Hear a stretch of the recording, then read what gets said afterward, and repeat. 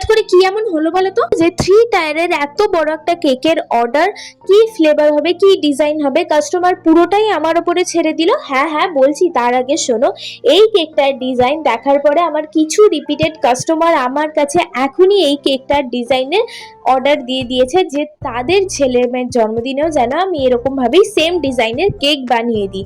But এবার আমি তোমাকে বলছি, আমার একটা নতুন কাস্টমার আমার কাছে এই কেকটা অর্ডার দিয়েছিল, আর নতুন হলেও সে পুরোটাই আমার কাছে ছেড়ে দিয়েছিল যে তার ছেলের 4th ইয়ারের বার্থডে, অ্যান্ড এই কেকটা তার দেওয়ার ছিল তার ছেলের কিন্ডারগার্টেন স্কুলে। অ্যান্ড ফ্লেভার আর ডিজাইন পুরোটাই আমার ওপরে ছেড়ে দিয়েছিল, যাতে বাচ্চাদের খুবই ভালো লাগে খেতে আর দেখতেও সেইভাবে বানাতে বলেছিল। শুধু বলেছিল যাতে 60 জন লোক হবে সেই হিসেবে যেন আমি কেকটা বানিয়ে দিই। অ্যান্ড আমি এই কেকটা ফাইনালি বানিয়েছিলাম, যেহেতু বাচ্চাদের তাদের খুব ভালো লাগবে এরকম কার্টুন টাইপের দেখতে অ্যানিমেল।